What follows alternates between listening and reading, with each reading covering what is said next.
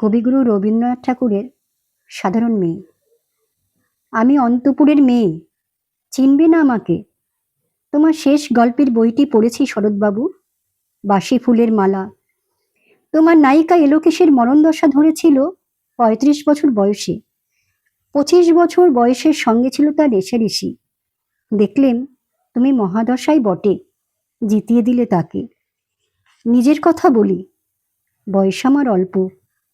একজনের মন ছুঁয়েছিল আমার এই কাঁচা বয়সের মায়া, তাই জেনে পুলক লাগতো আমার দেহে।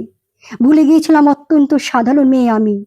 আমার মতো এমন আছে হাজার হাজার মেয়ে, অল্প বয়সের মন্ত্র তাদের যৌবনে। তোমাকে দোহাই দিই, একটি সাধারণ মেয়ের গল্প লেখো তুমি। বড় দুঃখ তার, তারও স্বভাবের গভীরে অসাধারণ যদি কিছু তলিয়ে থাকে কোথাও। কেমন করে প্রমাণ করবে? এমন কজন মেলে যারা তা ধরতে পারে? কাঁচা বয়সের জাদু লাগে ওদের চোখে। মন যায় না সত্যের খোঁজে, আমরা বিকিয়ে যাই মরীচিকার দামে। কথাটা কেন উঠল তা বলি। মনে করো, তার নাম নরেশ। সে বলেছিল কেউ তার চোখে পড়েনি আমার মতো। এত বড় কথাটা বিশ্বাস করব যে সাহস হয় না, না করব যে এমন জোর কই। একদিন সে গেল বিলেতে, চিঠিপত্র পাই কখনো বা। মনে মনে ভাবি, রাম রাম, এত মেয়েও আছে সে দেশে, এত তাদের ঠেলাঠেলি ভিড়। আর তারা কি সবাই অসামান্য? এত বুদ্ধি, এত উজ্জ্বলতা। আর তারা সবাই কি আবিষ্কার করেছে এক নরেশ সেনকে, স্বদেশী যার পরিচয় চাপা ছিল দৃষ্টি। গ্যালোমেলের চিঠিতে লিখেছে লিজির সঙ্গে গিয়েছিল সমুদ্রে নাইতে, সেই যেখানে উর্বশী উঠেছে সমুদ্র থেকে। তারপরে বালির পরে বসলো পাশাপাশি। সামনে দুলছে নীল সমুদ্রের ঢেউ, আকাশে ছড়ালো নির্মল সূর্যালো।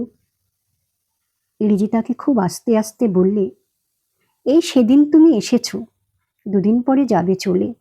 ঝিনুকের দুটি খোলা, মাঝখানটুকু ভরা থাক একটি নিরেট অশ্রুবিন্দু দিয়ে, দুর্লভ, মূল্যহীন। কথা বলবার কি অসামান্য ভঙ্গি! সেই সঙ্গে নরেশ লিখছে, কথাগুলি যদি বানানো হয় দোষ কি? কিন্তু চমৎকার।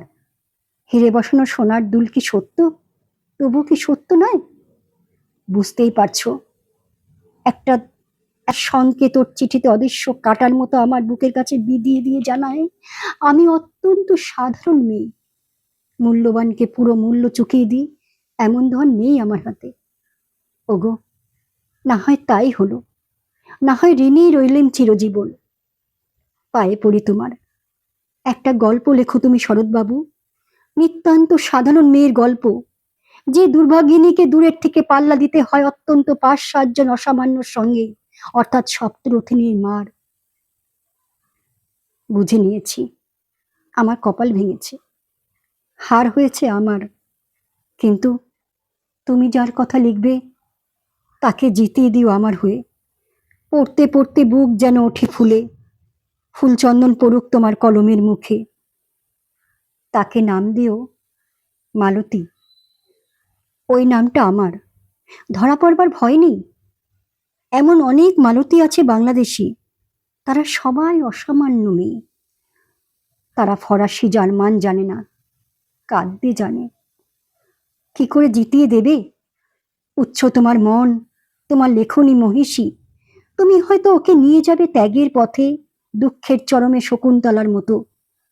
দয়া করো আমাকে, নেমে এসো আমার সমতলে।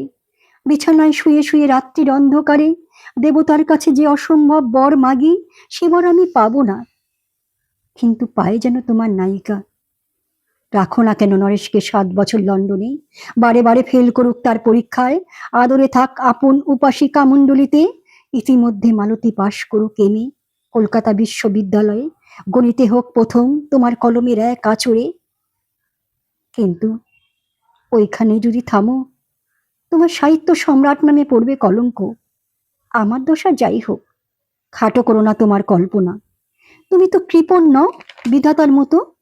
মেয়েটাকে দাও পাঠিয়ে ইউরোপে, যেখানে যারা জ্ঞানী, যারা বিদ্বান, যারা বীর, যারা কবি, যারা শিল্পী, যারা রাজা, দল বেঁধে আসুক ওর চারদিকে, জ্যোতিবিদের মতো আবিষ্কার করুক ওকে, শুধু বিদুষী বলে নয়, নারী বলে। ওর মধ্যে যে বিশ্বজয়ী জাদু আছে, ধরা পড়ুক তার রহস্য। মুরের দেশে নয়, যে দেশে আছে সমাজদার, আছে দরদি, আছে ইংরেজ, জার্মান, ফরাসি। মালতীর সম্মানের জন্য সভা ডাকা হোক না, বড় বড় নাম যাদার সভা। মনে করা যাক সেখানে বর্ষণ হচ্ছে মুষলধারে চাটুবাক্য। মাঝখান দিয়ে চলেছি অবহেলায়, ঢেউয়ের মতো দিয়ে পালের নৌকা।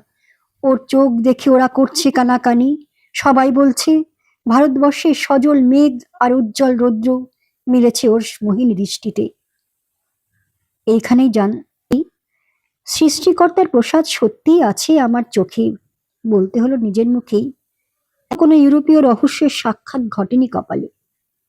নরেশ এসে দাঁড়াক সেই কোণে, আর তার সেই অসামান্য মেয়ের দল। তারপর তারপর নোটে শাকটি মুড়লো, স্বপ্ন আমার ফুরলো। হায় রে সামান্য মেয়ে, হায় রে বিধাতার শক্তির অপব্যয়।